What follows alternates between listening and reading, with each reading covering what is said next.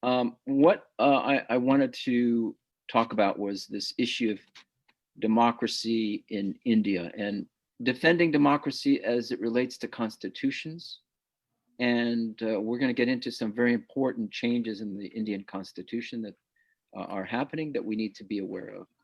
Mr. Modi's government, the U.S. The Yusuf reported, said had used its strengthened parliamentary majority to institute national level policies violating religious freedom across India, especially for Muslims. In response to Yusuf's recommendation that the US government designate India as a country of particular concern, CPC, which is the US government's list of the world's worst offenders of religious freedom, the ascension of Mr. Modi as prime minister and his party's electoral success in securing parliamentary majority in two successive elections of 2014 and 2019 has come to threaten not just India's adherence to secular pluralism, but even its constitutional democracy.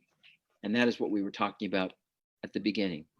It is the shaping or the distortion of a constitution that loses its democratic elements and therefore its democratic institutions. Last December, Mr. Modi's government brought a new law, the Citizenship Amendment Act, that introduced a religious test for the first ever time in providing an expedited path to citizenship for migrant communities. This law explicitly excludes Muslim migrants from that list, a turn that triggered massive street protests across India. Mr. Modi's government has now announced it will press ahead with what it calls a National Register for Citizens, or NRC. The NRC aims to investigate everyone's proof of citizenship. Thus, the aim of the combined NRC CAA is to disenfranchise India's 200 million Muslims. As the Yusuf report points out, the CAA would act as a corrective measure to protect Hindus that may be excluded from the NRC, but ensure that Muslims alone would bear the indignities and consequences of potential statelessness. So the government has threatened to take away the rights of Christians and Muslims if they do not accept Hinduism as India's dominant religion and pray to Hindu gods and follow Hindu practices. The RSS, the BJP, and Mr. Modi himself have never distanced themselves from these fundamental code of their Hindu nationalist ideology, which is called Hindutva.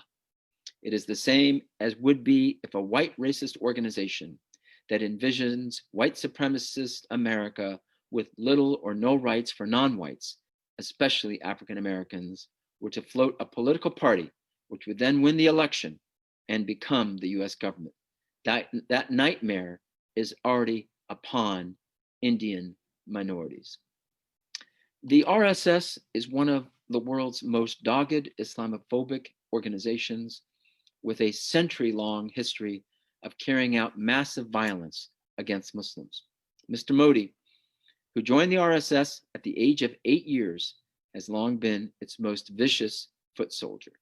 Mr. Modi's fascism came to roost just 5 years later when he added and abetted, some say even organized, mass violence against Muslims in the Indian state of Gujarat in the year 2002, in which more than 1,000 Muslims were officially killed. Mr. Modi needs to be reminded of his own words that he spoke at a joint session of the US Congress in 2016, with now President-elect Joe Biden by his side.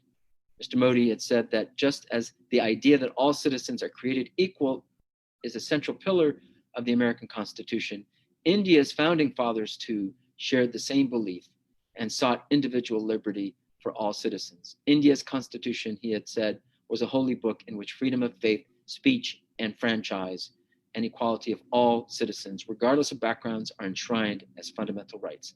Unfortunately, Mr. Modi's administration's actions and the reality of millions starkly contrast these values. It is up to us to hold him and the Indian government accountable to democracy and pluralism. Thank you very much.